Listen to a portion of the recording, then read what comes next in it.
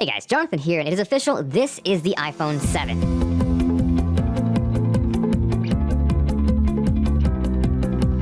So I just got back from the chaos that was the Apple event, got a chance to see Timmy take the stage, and surprisingly announced that Apple partnered with Nintendo to bring Mario to the iPhone, which was awesome. But more importantly, there were two brand new iPhones announced, the iPhone 7 and 7 Plus. There was a ton of information and a lot to digest, so I'm gonna break it down into 10 things to know before buying. Now, for those coming from the nation, welcome to the channel. I've got a chance to read a few of the comments, which have been incredible, so thank you for the love. If you have no idea what's going on, myself and Philip DeFranco, who is one of my favorite YouTubers, have joined forces to give away two brand spanking new iPhone 7s. So for a chance to win one of those iPhone 7s, just make sure you're subscribed here on my channel, maybe drop a like if you're feeling extra awesome. And for a chance at that second iPhone 7, head over to Phil's channel, subscribe if you haven't yet, and check out his video, which I will link down below. We're gonna announce the winners the day the iPhone 7 comes out, so hit that subscribe button and maybe throw notifications so you don't miss out. So jumping in, the first thing that you need to know is that it's official, the headphone jack is dead. Now, we had a pretty good idea that this was coming with the leaks and the rumors, but there was still that doubt and that question of would Apple actually remove the headphone jack, and yep, they did. So with that said, the iPhone 7 and 7 Plus will ship bundled with Lightning headphones. There is a Lightning to 1/8" adapter that's gonna allow you to use standard wired headphones, and shockingly, Apple's including this with the phone and not gonna charge you $78 as an accessory. Now, this also led to the introduction of Apple's new AirPods, which essentially are wireless earpods. I'm not really quite sold on the looks yet, and beyond that, I can already see people losing these things. On the positive side, the removal of the headphone jack has led to stereo speakers in the iPhone 7 and 7 Plus. There's one at the top and one at the bottom. What's cool though is that it's smart enough to know whether you're holding the phone in landscape or portrait, and what that's gonna do is output that stereo sound in the correct orientation. Now, the next thing that you need to know is that there are two brand new colors. The first of which is jet black, which looks really nice. It's got this super sleek glossy finish, but spoiler alert,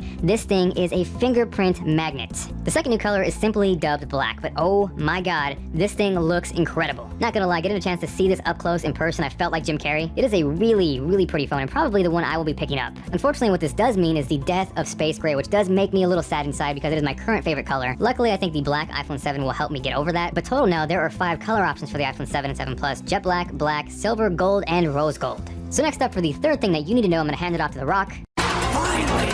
The iPhone 7 is water resistant. Now, yes, I know this isn't new, it's not revolutionary, and there are other phones that are capable of this, but if you're an iPhone user, this is fantastic news. Next up, the fourth thing that you need to know is that there is a brand new home button. So this is very similar to the MacBook trackpads, where you're not actually physically clicking a button, and what's actually happening is underneath, through a Taptic engine, it's actually simulating a click. So the best way I could describe this over video is if the iPhone 7 were turned off and you press the button, nothing is gonna happen. Now, getting a chance to check this out in person, it definitely was a little weird at first, but the more and more I used it, the more comfortable I felt. And as far as how it works on the MacBook, I am a huge fan of that, so I think it's a very positive thing for the iPhone 7. So following that, the fifth thing that you need to know is that the iPhone 7, or rather what's inside the iPhone 7, which is the A10 Fusion chip, is fast AF. Now, this is a quad-core chip, but the way Apple explained it, it's more so a pair of dual-core processors, one high-performance pair and then one low-performance pair that switch off back and forth depending on how you're using your phone. Regardless though, it is 120 times faster than the original iPhone. It's rocking a 6-core GPU, and getting a chance to see gaming and graphics up close and personal, it looked really good. What's also cool is obviously it is going to be faster than the previous A9 processor, but what's awesome is that it's doing this at 2/3 less power. So next up at number 6 is that the camera should be insanely good. With the iPhone 7, you're getting 12 megapixels on the back and 7 on the front. What's awesome though is the iPhone 7 now includes optical image stabilization, which was something missing on the iPhone 6s and 6. I got a chance to briefly check that out, and it wasn't the craziest environment, but it did seem to work really well. On top of that, you get an f1.8 aperture, quad LED flash, and while it really wasn't the best environment to actually take pictures, getting a chance to look at some of the pictures that were supposedly taken on the iPhone 7, those looked really good. Now, with the iPhone 7 Plus, you're getting everything the iPhone 7 has, plus the addition of a second lens. So how it works is there's one wide-angle lens and one telephoto lens where you can switch back and forth. On top of that, what this does is gives you instant 2x optical zoom or up to 10x digital zoom. Beyond that, and again, this isn't a new feature and we've seen it on other phones, but a huge thing with the iPhone 7 Plus is the depth of field effect. What this essentially allows you to do is get that really nice blurred out background but still have your subject in focus. And again, much like the iPhone 7, seeing some of these demo pictures on the iPhone 7 in person, those looked really good. Obviously, this is something I will definitely have to test out further when I get one in myself, but for now, it definitely looks promising. Now, on top of just stills, I also got a chance to check out some of the new live photos, which looked a ton better. I believe there was some sort of collaboration with Instagram to bring boomerang functionality to the live photos, which makes them flow a ton better. I also got a chance to check out some video that again was supposedly recorded with the iPhone 7, and that looked incredible. So needless to say, I am super stoked for the camera. The next up at number 7 is actually something that Apple did not include, and that is wireless charging.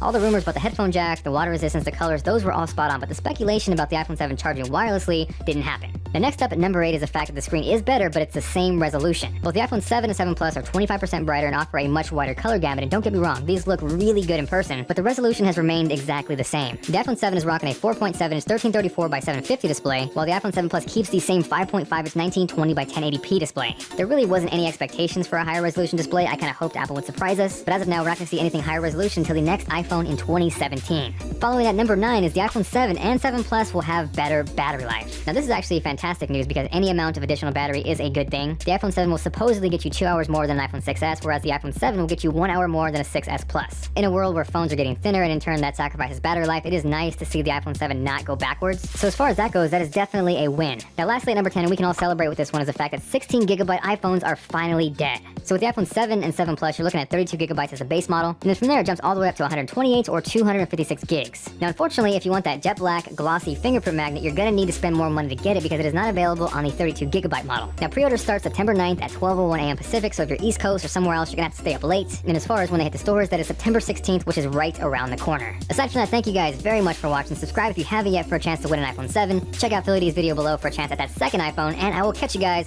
later.